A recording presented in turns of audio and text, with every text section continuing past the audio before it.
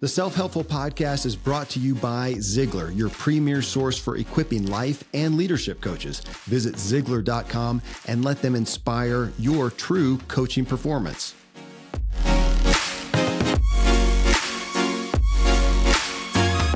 Welcome, everyone, and thanks for joining me as I talk with today's most important influencers, guides, and changemakers to uncover what truly drives them and extract the big takeaway from their personal journey and their greatest wisdom.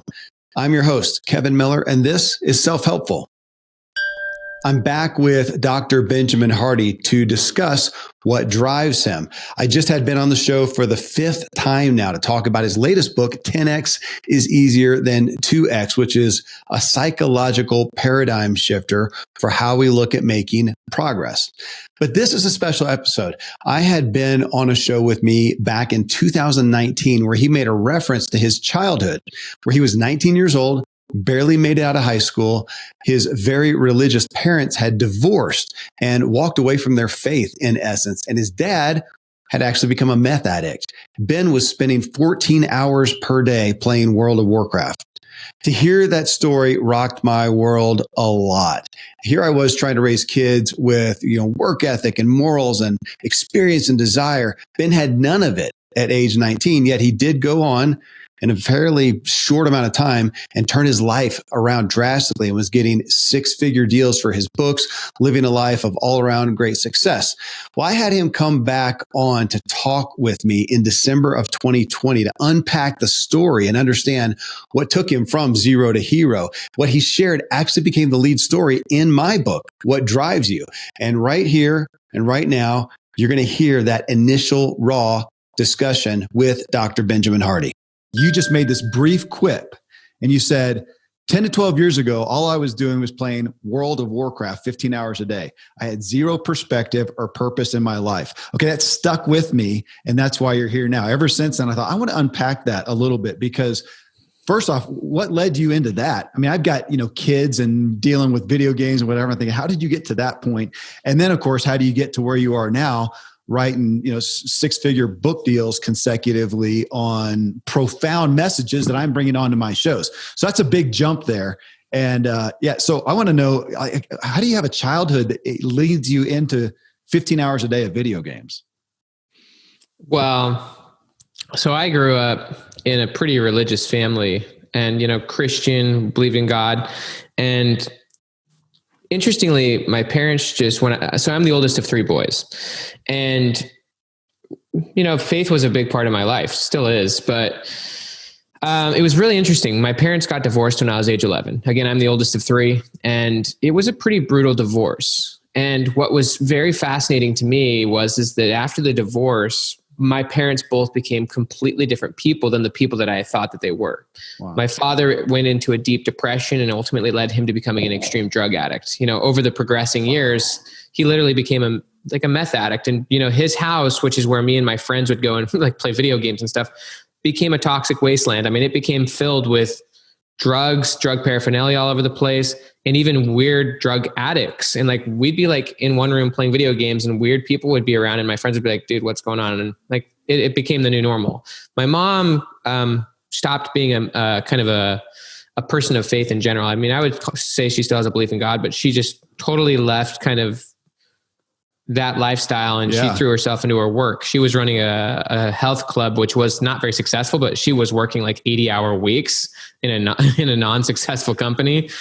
And so, she had an apartment. My dad's house was just a total crazy place. And we would just go back and forth to my mom's apartment and to my dad's crazy house until eventually my dad's house, probably when I was 14 or 15, I might have even been 16 by that point. It just became so, gnarly that we just couldn't go there anymore. So we left and we're living with my mom, who was really only a couple miles from my dad's house, in her apartment. And through all the midst of that, through those 4 or 5 years of just kind of no stability, I was still going to school. So, I mean, somehow my parents were still taking us to school, I barely ended up graduating high school, but I was not really studying. I wasn't learning anything. I was kind of in what you would call a trauma state, from what I understand now, there's multiple forms of trauma. There's obviously acute trauma, which is an extreme event that happened, but there's also more just being in a constant chaos state. And so for me, I was just kind of in that. And I was just kind of trying to revert from reality. So I would snowboard a lot, skateboard a lot, and just play video games all day and just barely go to school. So, when I graduated high school, which I really still don't even know to this day how I did, because I missed a lot of school. Basically, I had no job. I had no work ethic, and I had no future in my mind. And so I was just living at my cousin's house playing World of Warcraft all day, the year after high school. And I played a lot of World of Warcraft and video games and stuff like that, even through high school. But yeah, I found myself 19 years old, no job, no future, playing video games all day, sleeping at my cousin's couch. And that's kind of where I was at, and very unhappy. And I was also beginning to really analyze the lives of those around me, my cousin that I was living with, my family, and I was starting to not really resonate with the future that I could easily see myself falling into. So that was kind of the context of my life. Which was what? A future you couldn't relate to, which would have been what? Well, just ultimately me not having a great life, I just kind of saw that my own family had kind of fallen apart, and most people in my family and in my social circle were just kind of going down negative paths, whether it be drugs, partying, whether it be just not really doing much. I just kind of saw that my life would not be very good if I continued down my path. So where did that come from though? I mean, you're a kid there and that happened. It's a somewhat of a tragic reality, but it's not super uncommon.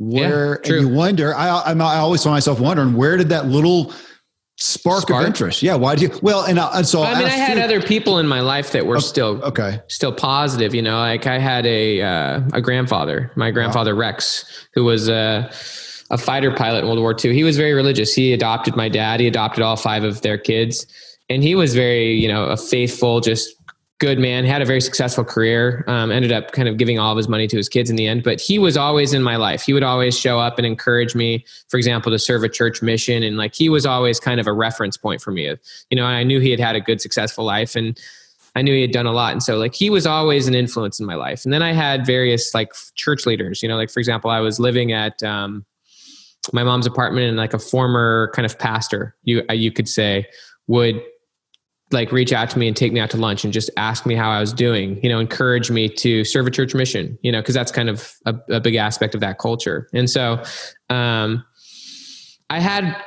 still had reference points of people who were pointing me to the idea that there could be a better life for me and that there's a path to getting there. And so for me, that's when I ultimately decided, for me, what I've learned about motivation and what I've learned about hope is that in order to have hope and motivation, you have to have some form of positive future.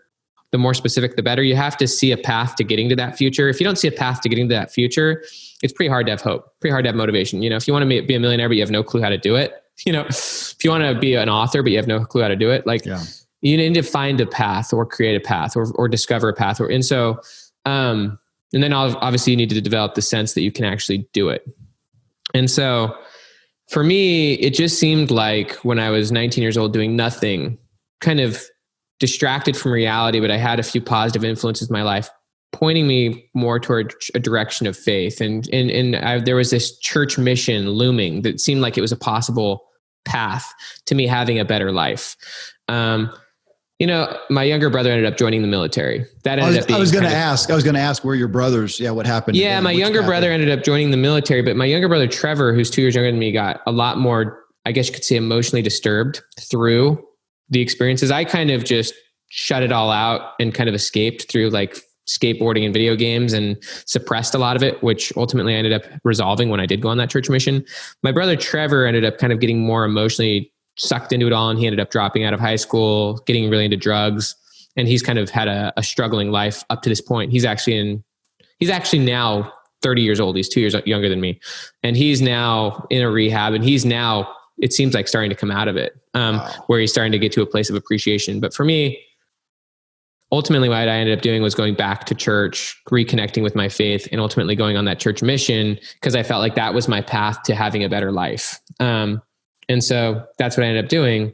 Yeah. And when I decided to go do that, I just jumped in full board. I just said, if I'm going to do this, I'm going to go full Monty. I'm going to actually let it change my life. And so when I did it, I decided to jump in with both feet. It was a 2-year experience, and it totally changed everything for me. Well, so that was a lifeline. That's what I was going to ask about. It's interesting to have your dad go down the path that he went into, drugs and addiction. Your mom, you said, to leave the faith and to go into, and this isn't fair, but a health club. When you say that, my dad owned a health club, and I would say that industry is not the most faith-based industry, overall. So to see both to see both your folks go that direction, and yet you still stuck in, though you did say you had a grandfather, you had a pastor that would come by and they kept you in that, but you were the only one of your brothers to go that direction. Yes. Yeah. My youngest brother's autistic. And so he's kind of an interesting situation. He's kind of always just been around, very good guy, but he still lives with my parents, and he's kind of, I don't know if he'll ever not live with my parents. And so he's kind of a different situation. But yeah, I definitely had that lifeline. I will say, it's interesting. When I was 19, prepping to go on this mission, I ended up leaving on that the day after my 20th birthday. Just before kind of leaving, when I was opening myself up and considering it, I started to reconnect with my dad. And my dad, because we kind of separated ourselves from him for a few years and kind of shut him out. And he would try on multiple attempts. He'd try to come to our house, to my mom's apartment, knock on the door and try to connect with us. And we would just kind of stonewall him for a while. But eventually I felt like when I was getting ready to go on that mission that I should probably reconnect with my dad. Now, after having studied trauma and stuff like that, that's kind of one of the key aspects of resolving trauma, is developing a healthy relationship with your parents. Yeah. Yeah, we would just meet for lunch, maybe once a week at like a pastry, or a bakery or something like that. And he would talk to me and stuff like that. And, he was starting to come out of his addictions. And he was really encouraging me to, serve that mission, and really encouraging me to move forward in my life. Cause he could tell I was kind of on a kind of watershed moment where it was like, I was either going to go do that, or I was just I was probably going to just not live a very good life, So it was pretty watershed. So he was really encouraging me to move forward. And, when I did leave, he actually was in the process of cleaning his life up. He ended up cleaning his life up. He's been addiction free for well over a decade. He even did a lot of, group support, where he'd be a part of like group addiction groups, and he would help people through that. So he's really changed his life. And I think we kind of helped each other, I guess you could say, by supporting each other. But yeah, I ended up leaving on that. And that was just, from my perspective, the only way out, that was the best way I could create a good life. And it definitely was, it was a 2-year experience where I was, had great leadership. I was in Pennsylvania for 2 years, did a lot of proselyting, did a lot of community service, did a lot of just all sorts of stuff, read a ton of books, spiritual psychology, self-improvement, ton of journaling. I mean, it was very much a peak experience, but it was an experience that I did gain a huge relationship with God. And yeah, go ahead. Well, but it's I'm curious again about. Yeah, go ahead. Keep asking away. Here's this upbringing of, even as you said, I'm going to paraphrase a little bit. Yeah, go ahead.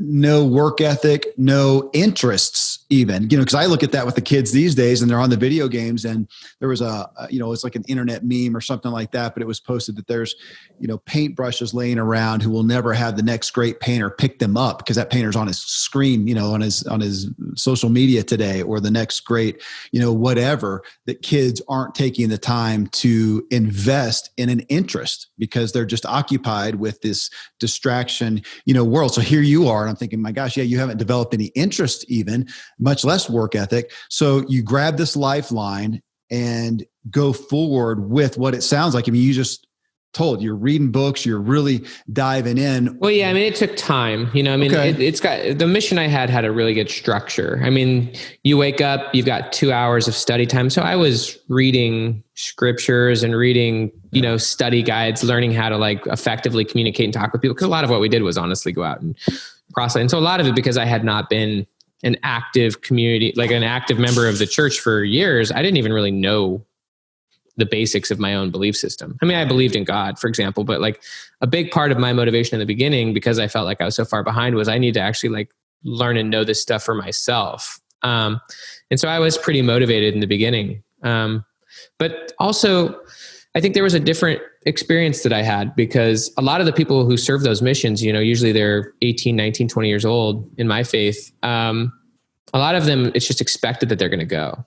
And so a lot of them, they do excellent work. They transform and change and grow. But for me, I had already kind of been through so much and had had a lot of trauma and pain and just kind of watched life get flushed down the toilet, that when I got out there, it felt like complete freedom. Like I felt like I was starting a fresh life. And so for me, it wasn't very hard to be motivated for a few different reasons. One is because, it was a totally different situation. I really wanted to be there. I felt like I was getting a fresh start at life. Also, just kind of the spiritual nature of it. I felt like I was kind of set apart to do it, like spiritually blessed. One of the things that we, do when people go off on missions is they receive blessings. And so I felt like I actually received a lot of spiritual gifts and blessings that enabled me to do things that my former self didn't have access to. So a lot of it I'll take credit for, but most of it I would say actually was just, I was really blessed to have a new sense of motivation, a new sense of identity, a new sense of purpose. A lot of it was just hugely, a blessing of the situation. Well, when you look at that, so here you are, you're in this structure, which is interesting. So your older brother, goes in the military? My younger brother. Yeah. He joined the military when I was like halfway through that mission. So he goes into a structure, and not to, equate your spiritual mission or but they're military structures. They're two structures. Okay. So that's interesting. So, but when you look at that, then, so here's this interest again, I'm back to the interest and what was driving you. Would you look back now and say it was more of a fear of, if I don't do this, what the heck's going to happen? Was it a desire? You just spoke almost to the feeling of a responsibility for blessings that you felt. Again, we hold those up. Yeah, I would say going back to my motivations, and it's so hard to kind of judge the motivations of your former self, but I was definitely afraid of my life going the wrong way. And by wrong way, I mean, just it just didn't look happy. I'd seen enough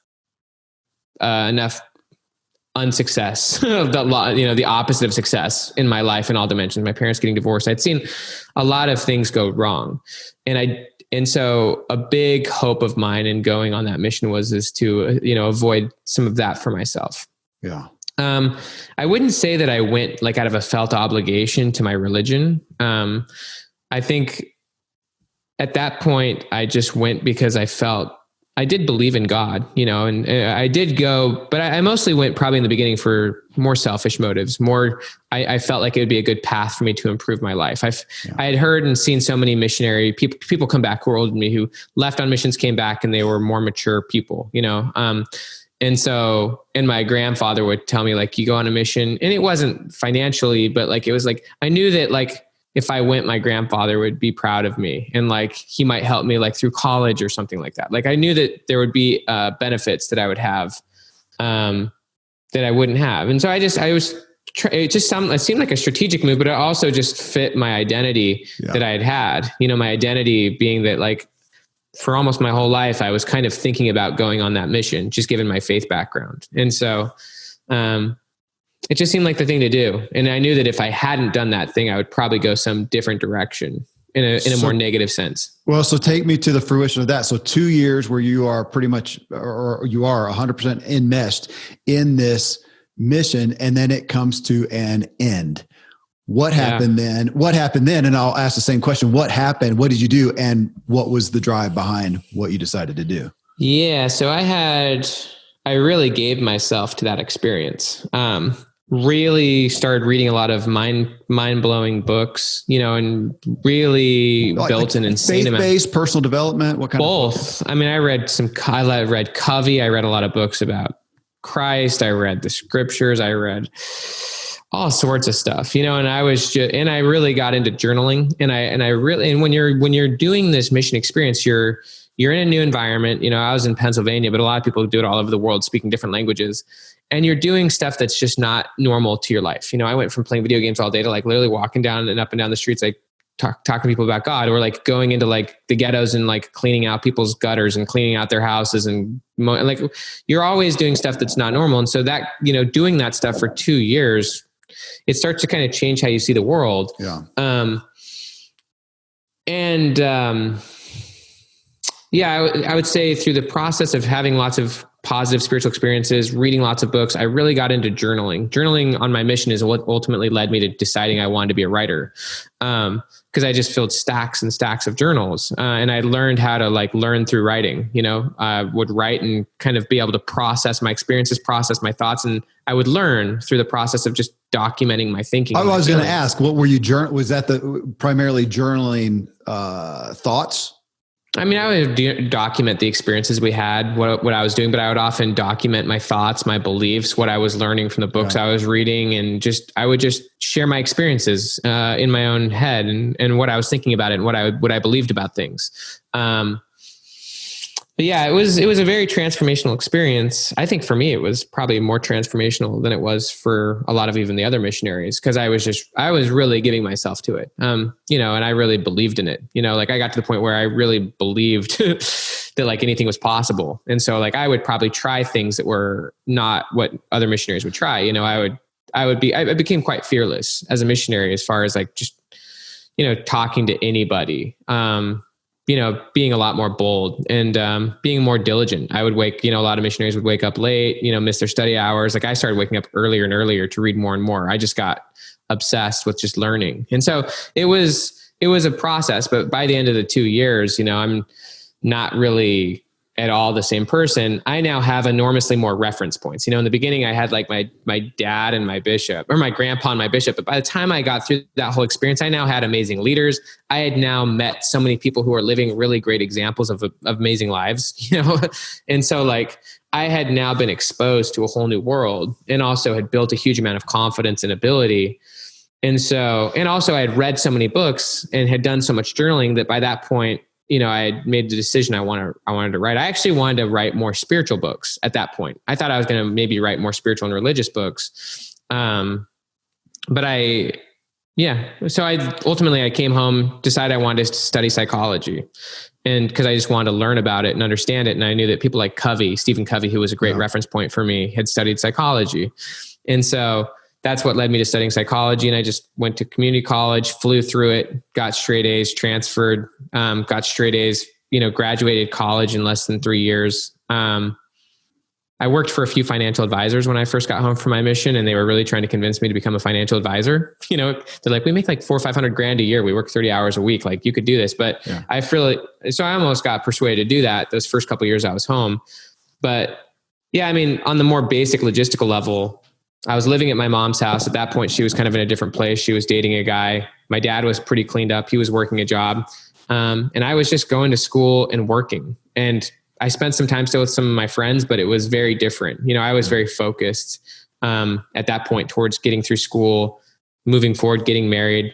My mission president, who was the leader, of that mission experience, gave me a blessing near the end of that mission. He told me to get as much education as I could. And so that was a big aspect of probably why I went and got a PhD. Mm-hmm. So I just was motivated at that point to move forward and create a good life. And so ever since that experience, and I got home about January of 2010. And so for the last 10, 11 years, it's just been flying to where I'm at now. So you talk about you said the words, not being the same person. So here you are coming out of the mission, going into a life. Obviously, it's great fodder for your recent book, Personality Isn't Permanent, because would you say that, man, my gosh, I was a totally different person, or like that, being fearless, going up to people. I mean, that's like, sales and cold calling. I mean, it's not a very delightful thing for most people to want to do. Were there seeds of that as a kid that you say, yeah, I had some propensities towards that, or we're literally, this is a 180? I don't know. My view is that your personality is whatever you say yes to. Like personality is exhibited in consistent behavior. Yeah. And so like my former self said yes regularly to playing 15 hours a day of video games, right? So like that's what I said yes to. That was what was my consistent behaviors in action. My current self would obviously never say yes to that at this point. And so, to answer the question, were there seeds of that? Like when I was a kid, I don't know if I'm sure that there were some seeds of that. I'm the oldest of three. I would say that it wasn't, I wouldn't have expected, looking at the, kid version of me, and especially not the junior high and high school version of me, to see what I was as a missionary. I was a pretty exceptional missionary. And so I think a lot of that came due to what I could compare my life to, but also ultimately I believe I chose it. I believe I just dove deep into it and just ultimately made the conscious decision that this is the way I want to live. And I started just really diving into that. And I came to the realization that I could experience a lot of things on that mission. I could experience a lot of spiritual experiences. I could also just be the most diligent person. I could read as many books as I wanted. Like I started to just experience freedom, where I just realized it was almost like self-determination. I just realized it's up to me what I learn about and who I become, and I can create whatever life and future I want, and I can be, and so a lot of that was just self-realization. And I realized that on my mission. So I think there may have been seeds of it, but ultimately it was just the choice I made. Yeah.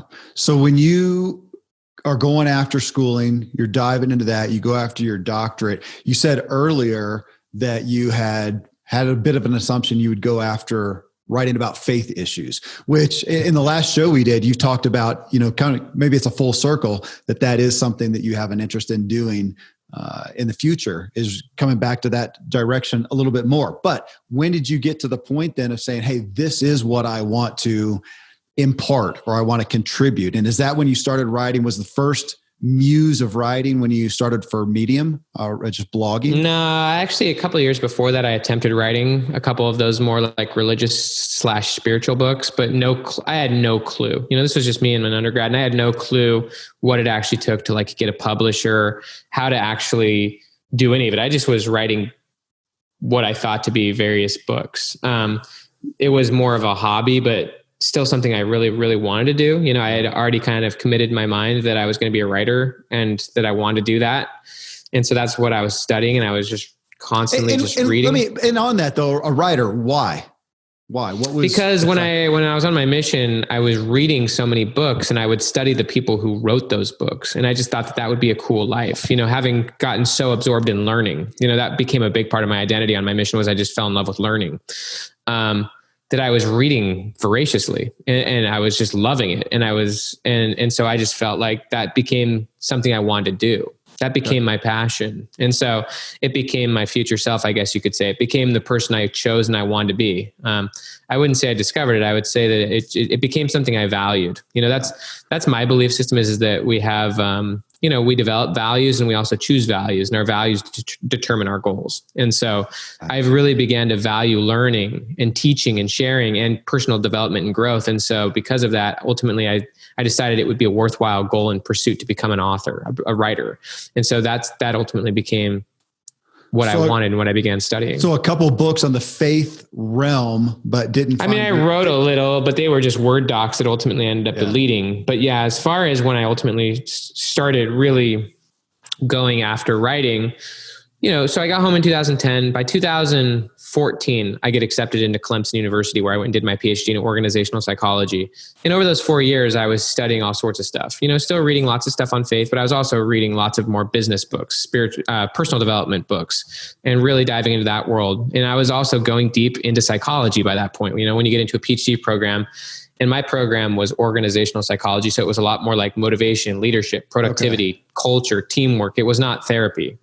Most people who get my degree end up becoming consultants of some form for big organizations.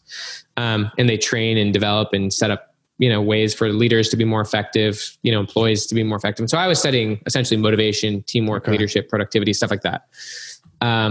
So I was just diving deeper and deeper into psychology.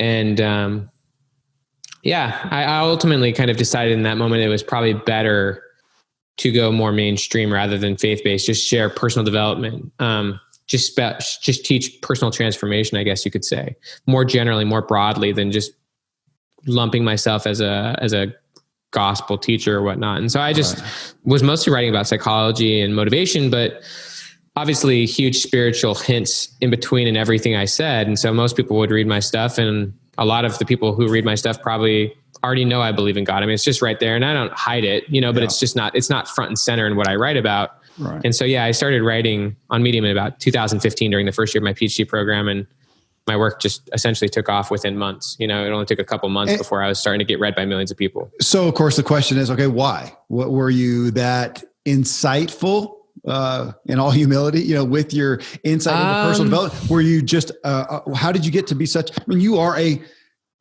exceptional author. Just a writing skill. Is that something that you studied that as a skill set? I think a few aspects of why I can write the way I write is there are a few aspects. One is I have literally I probably have 100 journals that I've I journal every day. And on my mission, I would often journal for an hour. So, I got used to being able to write stream of consciously, where I don't inhibit my thought process when I write. Like I can just write without having to think about every sentence. I can just, it's a skill I developed on the mission while journaling, and even just since while journaling. When I took the GRE to get into my PhD program, GRE is a test. It's kind of like the LSAT or the MCAT. GRE is just a test you have to take to get into graduate school. I got in the 97th percentile in the writing section. But the reason I was able to do that is basically they give you a prompt and they just tell you to write it right. They give you an argument. You just say, explain what you would do in this situation. And what I learned studying for that test is that they honestly don't care what you write about. They just want to see that you can actually form arguments and actually build ideas upon each other. And so I literally didn't edit it. I just wrote as much as I could come up with and connected it with as many little things as I could. And I just wrote as much as I could and got in the 97th percentile.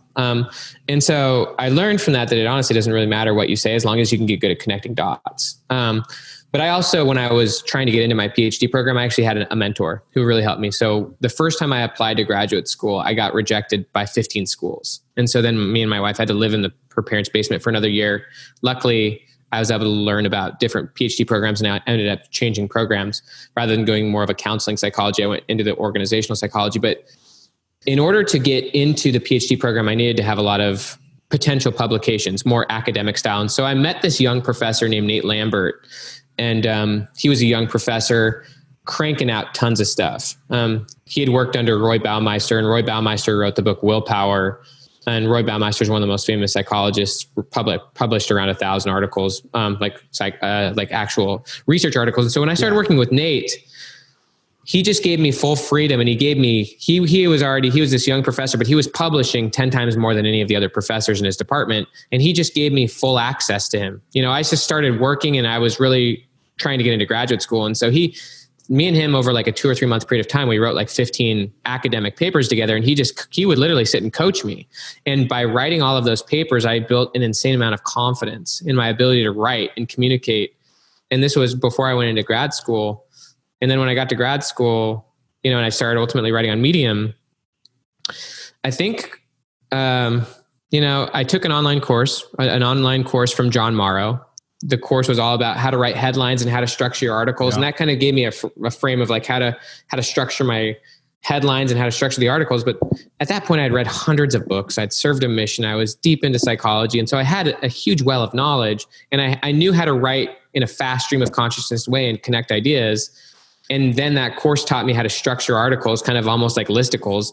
And so then I just wrote like 100 articles in the first few months. And within the first few months, they started going viral.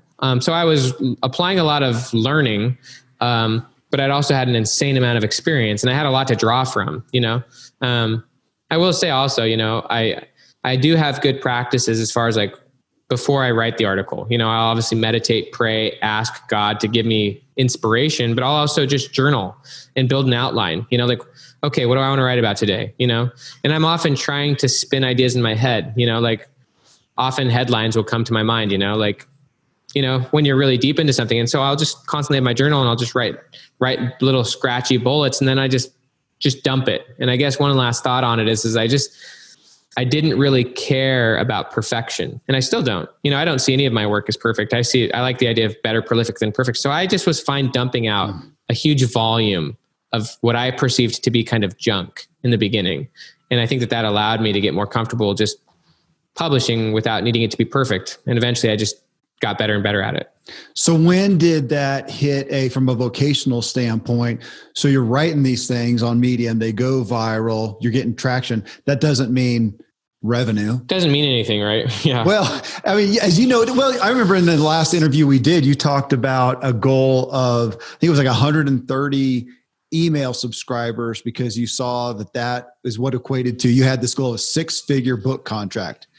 Yeah. So I talked to people like Jeff Goins. I was studying people like Jeff Goins, Michael Hyatt, Seth Godin, Ryan Holiday. I was just studying authors who were bloggers on similar topics who were also talking about how to become a professional writer at that point. And so I actually was able to have a phone call with Jeff Goins at a certain point. This was when I was starting to get email subscribers. I was probably getting like 1,000 or 2,000 a month, like I learned how to have a website and have people sign up for my email list. And I was getting like a couple hundred, I was probably getting like 2,000 a month, so I was probably like at 5,000 or 6,000 emails. I was really anxious still to get a book done. That was just something I wanted to accomplish. I wanted, and I think that through my mission, and even I'm probably I might even still be this way now, but I became really achievement oriented, where I wanted to get into a PhD program. I wanted to have a published book. I wanted to have, and I wouldn't say I was doing it because I felt like I was insecure. I had the confidence that I could achieve things. And so I was going to ask the drive, when you look at that now, the drive, do you say, we all look at our drives, there's good and bad usually. There's some things, this was totally out of, wanting to provide for my family. This is wanting to achieve something. I wouldn't say that I wanted to provide for my family in the beginning. I would say my motivation is more along that line now, but I would say back then I wouldn't say it was to prove myself. I would say, I don't know. I just wanted to be successful at that point when I was first starting. I want to have 50 or more books written, I just want to have that. I've seen a lot of the people I admire are big authors, big writers. They're people who have influenced and changed my life. And so I kind of just want to be that kind of person myself who helps other people. So is that prolific? So there you are on Medium, and you're gaining that. So you have prolificness happening at Medium, and you're looking at a book deal. Did you know, or when did you know, come upon a focus for a book? And I don't even know what the first book was. So I wrote an ebook called Slipstream Time Hacking. Actually, here's a copy of it right here. And actually, I recently got a book contract for this to kind of expand it. But I wrote this. Awesome. Okay. I wrote this little book. Right in the beginning of 2015, even before I started blogging. Oh. And I wrote the book and I thought it was really cool. And so I was looking for agents to try to get a book deal. And they all told me, look, you can't get a book deal unless you have an email list.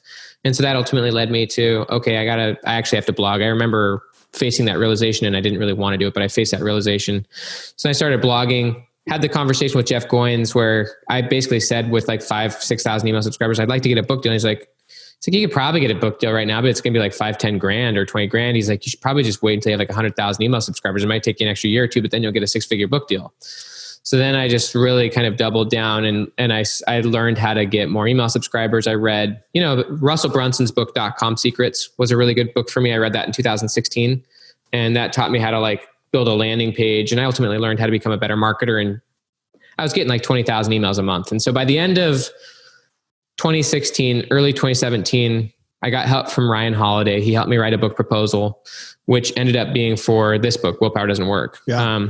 So I got the book contract for this. The book was actually initially going to be called The Proximity Effect. It was all about how whatever surrounds you shapes you. Your surroundings shape you. It's kind of like you're the average of the 5 people you spend the most time with. Your environment shapes you. And so, he helped me get the book proposal written. He helped me get an agent. And then, in January, I had already had multiple editors from various publishers who had been reading my stuff on Medium, reaching out to me and saying that they wanted to see the book proposal. And so my agent, this was in the beginning of 2017, did one of those bidding things. And I ended up getting a $225,000 book deal for this book and wrote it. And it came out in 2018. Willpower Doesn't Work came out in 2018. And then I've just kept writing since. Yeah. And you have, talk about being prolific. Where are you now on the book count? Well, traditionally published, I've got 3, but I'm publishing 3 more next year. So, I actually already have book deals for four different books. But I've got these 3 books. Okay. I've got Willpower Doesn't Work, Personalized and Permanent, Who Not How. In 2021, I'm going to do a book called Be Your Future Self Now, which is kind of, in my opinion, the best aspects and much even expanded upon Personality Isn't Permanent. I'm doing the next book with Dan Sullivan, which is going to be called The Gap and the Gain, which is just an idea of his I really love. I'm doing a book with a guy named Richard Paul Evans. Richard Paul Evans is one of my mentors. He's written 42 or 43 New York Times bestsellers. He's a fiction writer. We're doing a book together with Hay House, and then I'll probably end up doing another collaboration. So a lot of them are actually co-authorships where I end up doing a lot of the writing, but I'm learning from people I want to learn from or connect with or collaborate with. So I want to jump over. So as this, we've just kind of taken along the vocational, trajectory.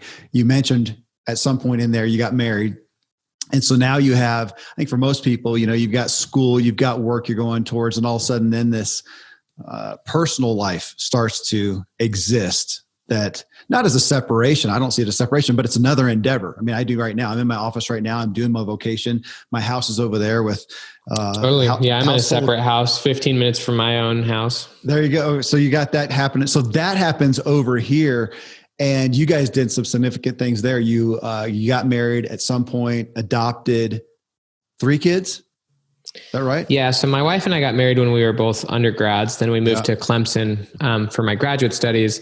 She had always wanted to do foster care. And so when we first got to Clemson, we signed up for foster care, went through all the classes and the trainings, the phasing, hazing process, I guess you would call it. But we got 3 foster kids. They were all 3 siblings, and ultimately spent 3 years fighting the foster system. And this was while I was just doing my PhD. Once we actually ended up adopting them, which was miraculous in and of itself, we then moved to Florida because we then could leave. We couldn't leave because the kids were actually owned by the state of South Carolina to some degree. And so we left and moved to Florida in August-ish of 2018. And so I was not even done with my PhD, but I could just do my dissertation from distance. And so we adopted our kids after a 3-year court battle, and literally a month after the adoption, which was in February, I think it was in February of 2018. So we adopted the kids in February of 2018. My first book came out a month later, Willpower Doesn't Work. And then literally that same month that Willpower Doesn't Work came out, in in March, I guess you could say, of 2018, my wife got pregnant with twins who were born in December of 2018. So we went from 0 to 5 in 2018. We had twins, we adopted 3. And then even more recently, my wife just gave birth to a baby boy. So we have 6 kids. That'll probably be our last. We felt pretty inspired that we would have one more, but we were both pretty clear at this point. I think we're good. So we have 6 kids. It's very interesting. We've got our 3 older ones, and then we've got our 3 younger ones. So today you have achieved the prolificness, you have achieved profit. You've got family happening. Where are you with motive today? You've got your own achievement. You've got, revenue, you've got family, you've got kids, and you've ultimately just got what you want to impart to people. What is the thing that you find yourself being driven by most? Yeah, I got what my former self wanted, but just because my former self wanted things doesn't mean my current or my future self want them. And so, I'm very motivated now, in specific terms. My motivation is actually to get to a place where I can essentially retire as fast as possible so that I can go do more missions. I want to do a different style of missionary work now. I want to do it more. I just want to learn how to be more effective, which is basically everything I've been studying for the last 10 years. And I want to help missionaries be more effective. And so I want to affect missionary work at a bigger scale in my faith. And I want to continue writing books. And so my motives right now are to put myself and my family in a position where I can essentially retire and then ultimately dedicate as much of I'll continue to write books. I see myself writing books for the rest of my life, but I want to have a higher impact on missionary work in my faith, which is something that still really matters to me. And so, my motive is to put my family and myself in a financial situation where I can do that. So that's what I'm heavily motivated by right now. When you look at the writing aspect in your vocation there, is there somebody who you look to as a muse somewhat? I mean, because I'm like you, I read and I read so much stuff, but there's these people I come back to, Frederick Buechner. I just read Becoming Mrs. Lewis. Have you read that book? I haven't. I'll write it down. Becoming Mrs. Lewis. Yeah, man. As a writer, and if you're into faith, and so it's on C.S. Lewis, It was wow. I'm a big C.S. Lewis fan. I am too. It was so interesting to read this different perspective on his life. But in reading those, I find myself ruminating on the type of person I want to be, the type of, again, what I want to impart, the type of contribution that I want, not better than anything else, but a different It inspires you though. Yeah. A different flavor of how I want to contribute. Yeah. So is there anybody, there that kind of sparks that for you? I don't know if there's anyone specific. I just continuously learn and read new things. I would say, outside of like scriptures and directly faith oriented stuff, like I am pretty inspired by Napoleon Hill's work. I think Napoleon Hill's work is very interesting. I really do like his work, but I don't know. I'm just constantly learning more and more. A lot of it's more general self-help. A lot of it's a lot more rigorous scientific, psychological, or even physics. I mean, I study all sorts of stuff. I wouldn't say that there's one kind of muse or even group of muses that I go to, except for I'm just constantly learning more and more at this point. I do often go back to books. I do like Carol Dweck's work. Her book Mindset is always very inspiring to me. She's one person, one of not many who I haven't been able to get on the show because I just can't get through to anybody. So if you find a connection there, she's probably just not even interested in that stuff at this point. I don't know that she is. And folks, if you hear him talking about Napoleon Hill, that's Think and Grow Rich, one of the all-time classics. All right, one more question, because again, it was one that stuck out. I think, it was our last talk on the Ziglar Show on personality isn't permanent. And it's just something that's stuck in my head. I've talked with my family about it.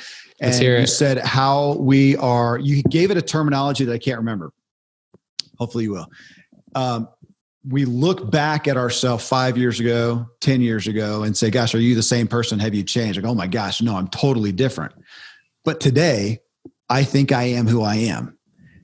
Yeah. And it's so difficult. I've been bothered. I don't know if it's bothered Ben, but I'm just curious that, gosh, because it is. I think it's just the reality of that statement of going, I think that now I've learned this. I can't believe I did that 2 years ago, 5 years ago, 10 years ago. I can't believe, oh my gosh, it's amazing. And to think, really, I'm going to look back now on today and be that much different. Oh yeah. Yeah, definitely. Yeah. So there's a lot of different ways to look at it. The concept, there's a lot of different concepts to describe this. One of them is called the end of history illusion. So basically that's the idea that, you can look back on your former self and recognize that you say no to a lot of things your former self used to say yes to. Like it's obvious, even a year or two ago, I used to make decisions that if placed back in those situations with my current knowledge, perspectives, and understanding, I would not approach things the same way. I don't value maybe the same things anymore. I wouldn't give myself to the same things. And so it's easier looking back on the past, comparing yourself to your former self, to recognize that you don't see things the same way. But the reason they call it the end of history illusion is because you assume that moving forward, your future self isn't going to be impacted by what's between you and your future self. And so the core point here is that your future self is actually going to be fundamentally different than you expect they'll be.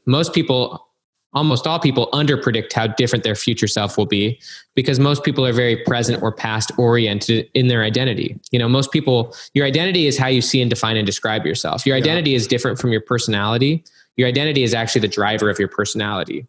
Your identity is how you see yourself. It's how you describe yourself. It's based on your values, your goals, and those things shape your behavior, and your behavior consistently over time is your personality. So, well, with that said, then it's curious as you look forward and go, okay, here's what you... Well, I know my future self's going to be totally different than I think they're going to be. But one thing I do know is that my current self is just a blip on the radar. So I'm certainly not going to overvalue my current self or my current situation. That's kind of the essence of what Carol Dweck found, right? Yeah. So she broke people up into fixed mindset versus growth mindset. And people with a fixed mindset are heavily focused on who they are in the present. If someone with a fixed mindset fails a test in class, they're defined by that. They don't think that they're ever going to be able to be better than that. If they're not good at math, they'll never be good at math. So people with a fixed mindset think that their future self is essentially the same person as their current self. Whereas people with a growth mindset, they don't overly value their current self because they know that their current self is temporary. So if I'm not where I want to be yet, or if I've got weaknesses or even strengths, I know that in the future, those things can and will be different. And so people with a growth mindset are obviously a lot more imagination oriented, but they're also a lot more committed, and they're more bought into their future self than they are into their current circumstances, you know? Right. Okay. And so I'm way more bought into my future self than my current self. Yeah. I don't really care who I am right now. As weird as that sounds, who I am right now is pretty flexible and fluid. And so it's a lot better to point your identity and your focus in a direction that you can control, which is your vision for your future, rather than trying to hold on to and overly define who you are in the present. There's a great quote from Robert Brault. He basically said, never mind trying to define who you are, define who you want to be. Yeah. And I think that's a lot firmer of a foundation to define your North Star, to define your future self and what you value and what you want, rather than trying to take all these stupid tests or trying to overly define and figure out who you are right now. Like, who you are right now is such a blip that it doesn't really matter. I do have another question though. Go ahead. I'm loving this. When you're looking, so again, back to the prolific, you've got a following, you've got an audience, you've got agents and publishers, and they know that, not to exaggerate it, but whatever you write, there's an audience for, you're going to sell some books. So you can look at that and go, hey, what's going to sell the most? But you are deciding every day, this is what is on my heart. This is what I want to impart. And we always look at that, what's that thing you're passionate about? Though I've been repeating this over and over because I had two guys in the span of about 2 weeks, both take that passion concept. And they said, instead, what is it that breaks your heart? It was John O'Leary. John, author of his book was On Fire. You get burnt over like 86% of his body. Nice. Motivational speaker. Him and a guy, Sam Collier, another guy, talked about that. What breaks your heart? So I don't know what spurs that when you look at, I'm going to go right now. This is what I want for the culture, for my demographic. It's what I'm passionate about, or it's what breaks my heart. However that resonates for you when you look and say, this is the direction I'm going to go, like this book you're working on now, My Future Self, because this is what I want for people. What is that? How would you, if you had to wrap that up or define that? Like, how do I choose the books I write kind of thing? Well, or even just say, what is it that you see as missing in the culture? What is hurting people? What is it that you want them to do? You want to look back and go, I want to have moved the needle a little bit. In what way for people? Yeah. That's a really good question. As weird as it sounds, I don't know if that's the question I even ask myself when I'm personally writing. Well, I don't know either. So I'm okay that you're pausing. I do like that question because it would lead me to probably different directions. If I were to think really hard and deep and ask myself, like, what's missing in the world right now, or what's harming the world most, or what do people need right now? Actually, that was kind of, I think, where my mindset was earlier this year. Probably even around when we were talking, because I wanted to do a book called The Necessity of Hope, and obviously I was pretty caught up in like the COVID world, but I'd also read Frankl's book a few times, Man's Search for Meaning. Yeah. And, I'd studied a lot of the ideas about, how our view of the future dramatically impacts our experience in the present. And it just seemed like the world was becoming incredibly pessimistic. So I wanted to write a book, about the science of hope, and also just really hit it hard.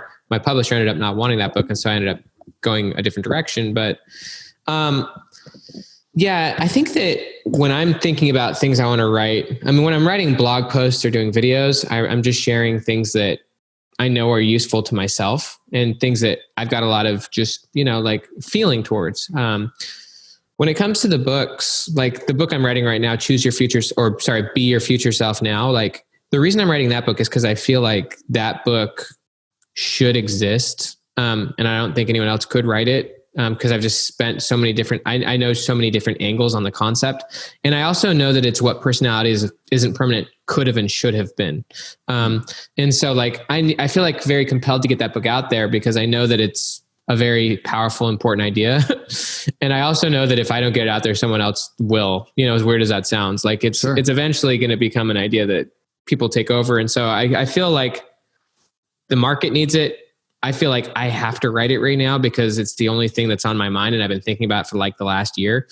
As far as the Dan Sullivan book, like this one, for example, Who Not How, the reason I wrote this book, I loved the idea. I knew that this was Dan's favorite idea. I wanted to collaborate with Dan. And so I wanted to learn about this idea, Who Not How. I just wanted to learn how to do it because I knew if I learned that concept, I could be more of a better entrepreneur. I could be more successful. And so I wrote that book as a benefit to Dan because I know that was the book that he wanted out there.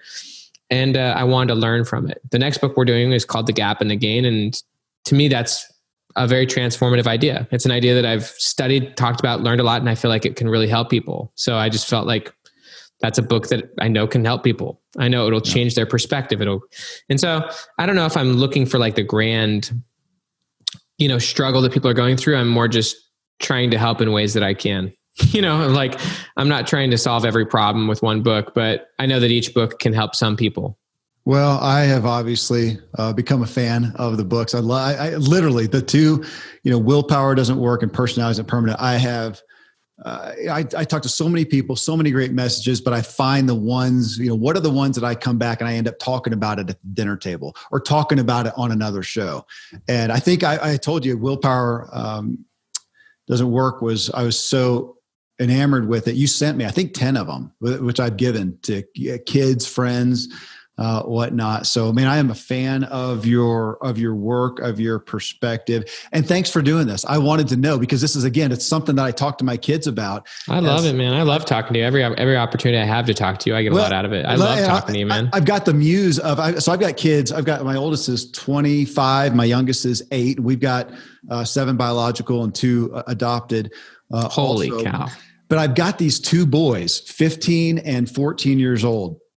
And they're really insightful, very well read. They're voracious readers, and also, middle school or high school boys who are, there's social media happening out there and video games, and they enjoy that kind of stuff. And so we talk very candidly about it. And I talked to them about saying, as much as I want this for you guys, I'm also having to take a deep breath, and you don't have to have it all figured out today. I know that I can come across that way because here's a guy. And again, I wanted to talk to you, and I'll have them listen to it. And this is what he dealt with. And this is what he did. And he came out and he didn't have squat regards. I mean, you've got so much to go forward. He didn't, and he still did. I didn't have a lot of resources when I got home from that mission. It was basically me and getting government grants and going to community college and starting from nowhere. Well, I want other parents to hear it too, to say, my gosh, if you've got a kid who's 15 or 19 or whatever, and you don't see a whole lot of drive, you don't see a whole lot of skill set, you don't see that, not to not try, but it's not a lost cause. It's not a lost cause. Yeah, I agree. It's easy to, speaking of the gap and the gain, it's easy to be in the gap, especially with other people. Basically, the gap is when you're comparing what currently is with your ideal. So for example, like very successful people are often in the gap. You could be a billionaire, but you might not be happy because you're always comparing yourself with where you want to be or where you could be. The gain is all about comparing yourself with where you were before. So like if I were to look at where I'm at right now versus where I was at 6 months ago, like I could see a lot of progress. And if you see progress, you feel good. But it's also easy to be in the gap with other people. Like with my kids, the 3 kids we adopted, like it's very easy for me to like see their deficiencies and the things that continue to bother me about them. But if I look at them versus where they were at a year ago or 3 years ago, it's shocking how much they've grown. And so it's important to be in the gain with other people because people can feel it. People can feel if you're just focused on what's missing in them versus appreciating what they've accomplished and where they're at and that they've grown and noticing it. And so I think with kids, it's very important to have obviously hope, but it's also important to be in the gain and to take time to appreciate that they're not the same person they were a year ago or 2 or 3 years ago, and to actually recognize and appreciate that. And if you're always in the gap, then you're never going to be happy no matter what they achieve. Because, no one's perfect. Well, that's good counsel for me always. I can so tend to look at what's not working, and that is helpful in business and whatnot, but not always so with people. Man, hey, Ben, thank you so much. Thanks for the walk. Hey, you're awesome, Kevin. Through what's been happening with you. This is what I want people to hear on this show is the realities of what drives us good and bad and ugly and how it changes. So again, a fan, thanks. It totally changes. It totally changes, man. Thank you so much, Ben. Talk to you soon, brother. Friends, thank you for joining us as we journey to elevate our own experience and improve the way we show up for others. You can find Ben Hardy, Dr. Benjamin Hardy, at benjaminhardy.com. His latest book with famed business coach Dan Sullivan is called 10X is Easier Than 2X. It's a bestseller and it's available everywhere. Highly encourage you to check it out. If you appreciate this podcast and want to share it with others, please rate the show on Spotify. Leave us a review and a rating on Apple Podcasts. You can subscribe on YouTube and watch the full episodes of all our podcasts. Find me at Kevin Miller CO. Kevin Miller CO is also where you'll find me on all the social media, where we've got a lot of clips that are drawing in a lot of people with highlight quotes and such from some of the shows. If you want to learn how to master your own inner drive, get my book, What Drives You, featuring, first chapter at least, the story, Dr. Benjamin Hardy from this show. You can find the book on Amazon in any format you want. Until next time, stay driven.